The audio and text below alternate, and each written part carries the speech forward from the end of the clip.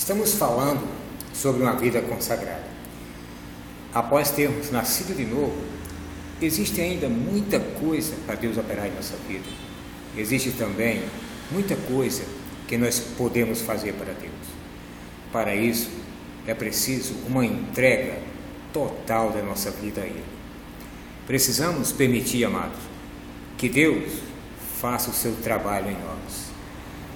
Precisamos permitir que Ele nos use, permitir que Ele nos guie no decorrer da estrada que se estende à nossa frente. Tudo isso requer uma total consagração de nossa vida. Isso inclui o nosso consentimento para que Ele trabalhe em nós, para que Ele nos use, para que Ele dirija os nossos caminhos. Tratando-se de objetos inanimados, Deus não exige a sua entrega, mas quando trata com homens e mulheres vivos, Deus necessita da nossa permissão antes de trabalhar em nós. Você alguma vez já parou para pensar sobre isso? Deus exige a sua permissão antes de trabalhar em você.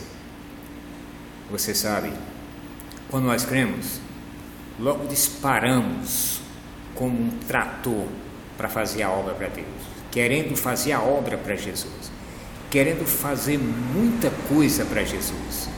Mas você sabe o que é que o Senhor Jesus mais quer? É que primeiro que nós deixamos que Ele faça uma obra em nós. Antes de você fazer uma grande obra para Deus, Deus quer fazer uma grande obra em você e em mim.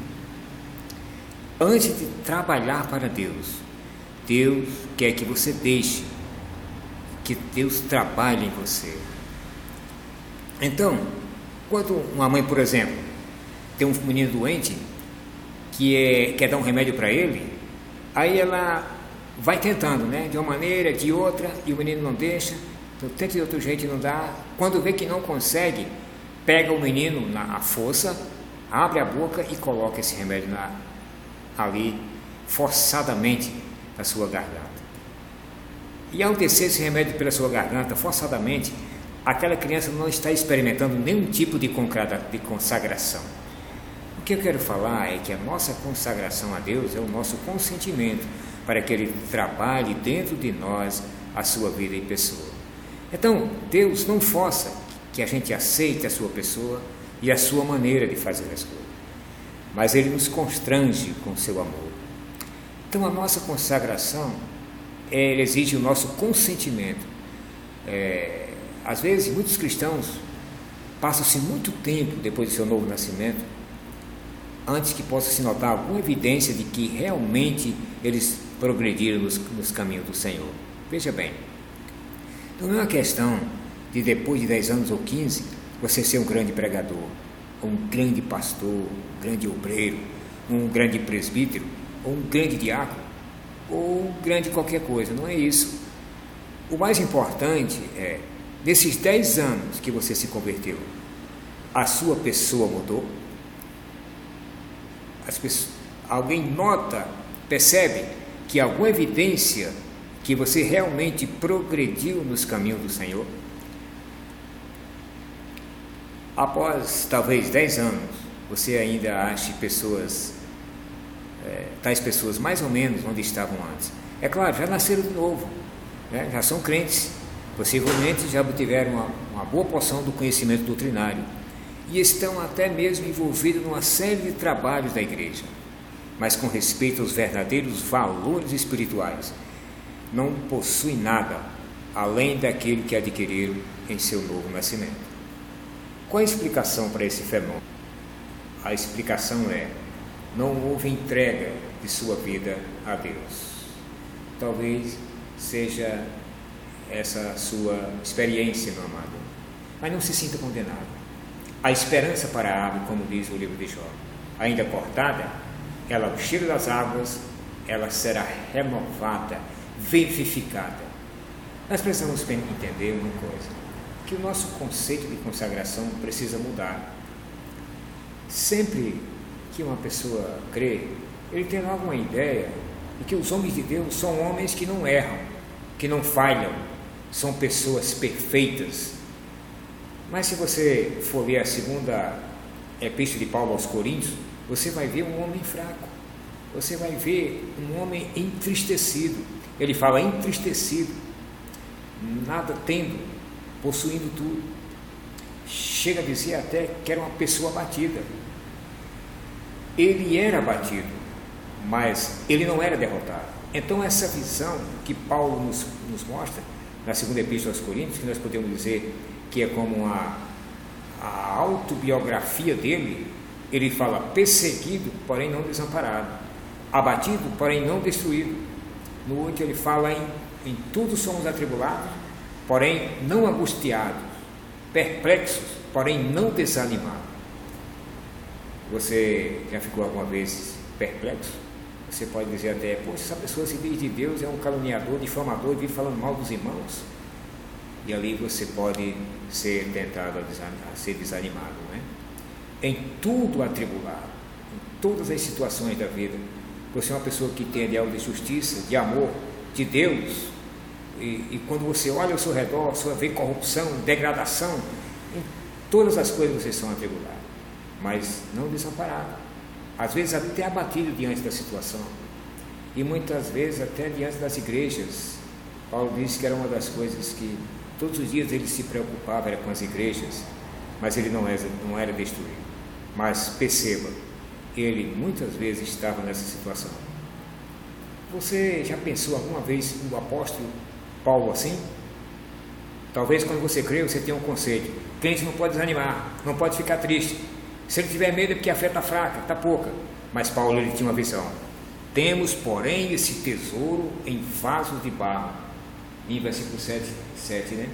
Capítulo 4 de 2 Coríntios, para que a excelência do poder seja de Deus e não de nós.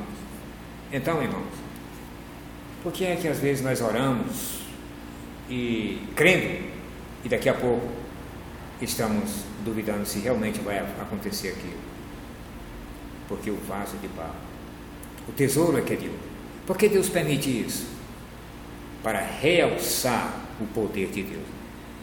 Então Paulo, algo incomodava Paulo. Ele tinha fraqueza, ele tinha um espinho na carne. No capítulo 12, 7 ele fala: para que não me ensoberbecesse com as grandezas das revelações, me foi posto um espinho na carne, mensageiro de Satanás, para me esbofetear, a fim de que não me exalte. Por causa disso, 3 vezes pedi ao Senhor que o afastasse de mim, mas o Senhor me falou: a minha graça te basta, porque o poder se aperfeiçoa na fraqueza. Você tem fraqueza, meu irmão? Louve a Deus por isso. Paulo chega a dizer: de boa vontade, pois, mais me gloriarei nas fraquezas, para que sobre mim repouse o poder de Deus. Você se gloria com as vitórias que teve o povo de Deus. Você se gloria com todas as glórias que teve todo o povo de Deus em toda a história. Mas você se gloria com as suas fraquezas? Essa é a visão de um homem consagrado.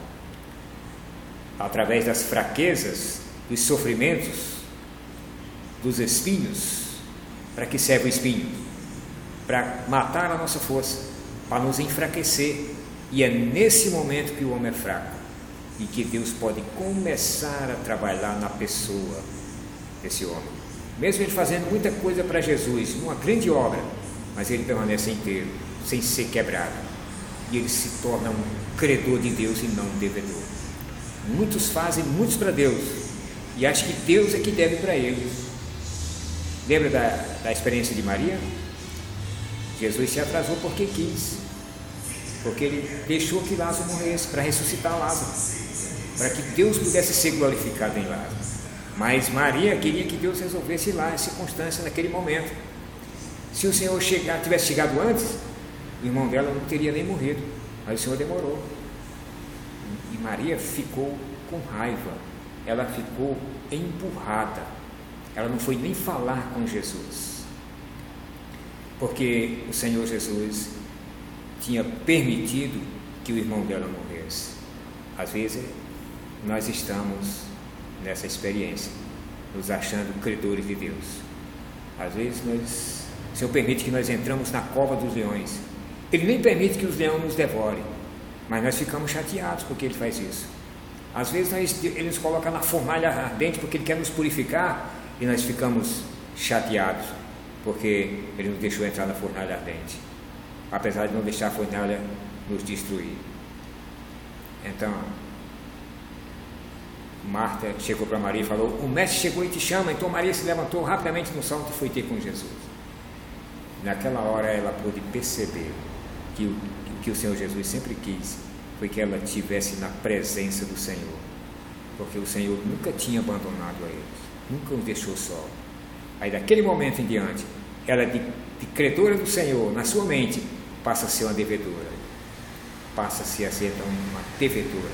Aí no 12 da frente, ela diz que ela tomou um vaso de alabastro e quebrou, ungiu os pés do Senhor com aquele preciosíssimo nardo, 300 denários, o equivalente a 300 dias de trabalho, um ano de salário.